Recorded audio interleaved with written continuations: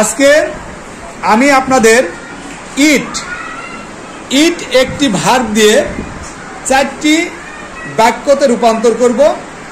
একটি বাক্য হচ্ছে আমি ভাত খাই, 2 নম্বর বাক্য হচ্ছে আমি ভাত খাই না, 3 নম্বর বাক্য হচ্ছে আমি কি ভাত খাই,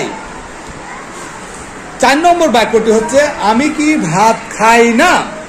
তো এখন দেখেন আমাদের ইতিমধ্যে বোর্ডে আমরা 4টি বাক্য অলরেডি লিখে ফেলেছি।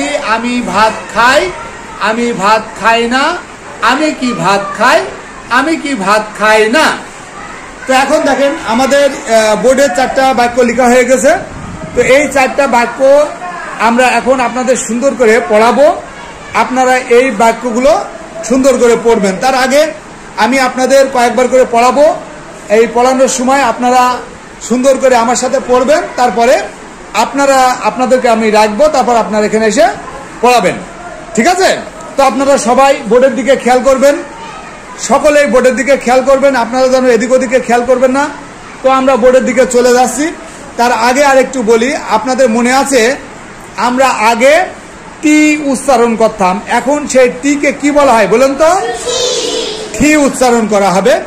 তাহলে আমরা এখন বোর্ডের দিকে যাই, সবাই বোর্ডের দিকে খেয়াল করে দেখেন। বোর্ডে প্রথমে লেখা আছে আমি ভাত খাই। তো আমি ভাত খাই, এটা উচ্চারণ কি হবে? I eat rice. এখানে কিন্তু ইট বলা যাবে না, এখানে কি বলা যাবে না? ইট বলা যাবে না। তাহলে কি বলতে হবে? আই ইট রাইস, তাই তো? I eat rice. তারপরে আছে আমি কি ভাত খাই না, আমি ভাত খাই না। তাহলে কি হবে? I do not. এখানে কিন্তু নট উচ্চারণ হবে না, I do not eat rice, I do not eat rice. তারপরেরটা দেখেন আছে আমি কি ভাত খাই, তাহলে ওটা কি হবে? Do I eat rice. তারপরেরটা আছে আমি কি ভাত খাই না, ডোন্ট আই ইট রাইস। তাহলে আমরা 4টি বাক্য এখানে কিভাবে পড়াতে হবে আমরা সেভাবে পড়ালাম। তো এখন আপনারা আমার সাথে সকলে একটু সুন্দরভাবে বলেন, আমি ভাত খাই,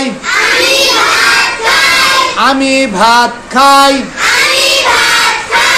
আই ইট রাইস,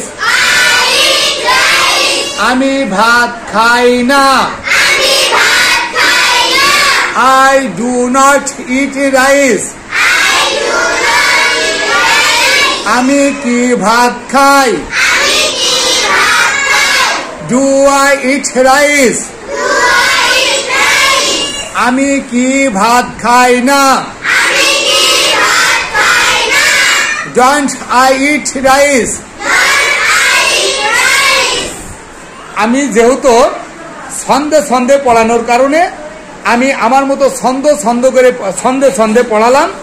তো এখন আপনারা খেয়াল করে দেখেন, এখানে কিন্তু 2টা প্রশ্নবোধক চিহ্ন আছে। একটি হচ্ছে আমি কি ভাত খাই, আরেকটা আছে আমি কি ভাত খাই না। এটা ছন্দে বলার কারণে আমাদের প্রশ্ন করার মতো করে পড়া হয়নি। তো আমরা যখন পড়াবো তখন অবশ্যই আমরা একটা ধাক্কা দেব। আপনারা জানেন যে প্রশ্নবোধক চিহ্ন যখন থাকবে তখনই সেই বাক্যটাকে প্রশ্ন করে পড়াতে হবে। তো এখানে প্রশ্ন করে আমরা কিভাবে পড়াতে পারি?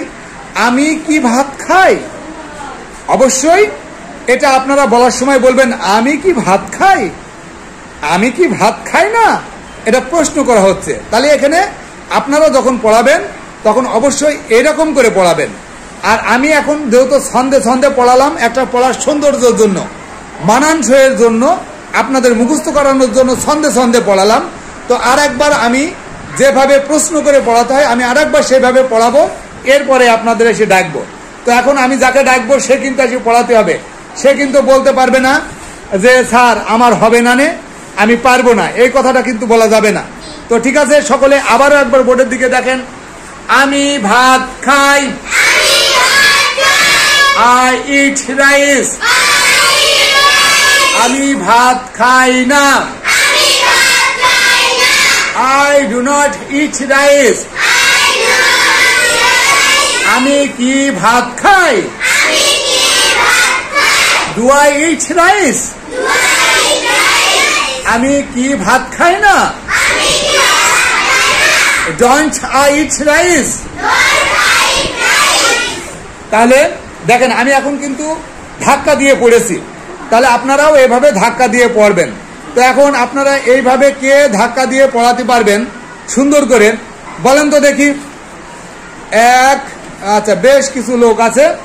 তো আমরা আজকে প্রথম দিকে একটা নতুন লোক, এর আগে আমরা অনেককেই পড়তে দিয়েছি, মনে আছে আমাদের। তো আজকে আপনি এর আগে পড়িয়েছেন, একদিনও পড়িয়েছেন? আপনি পড়িয়েছেন? হ্যাঁ মালিক, আপনি কি পড়িয়েছেন?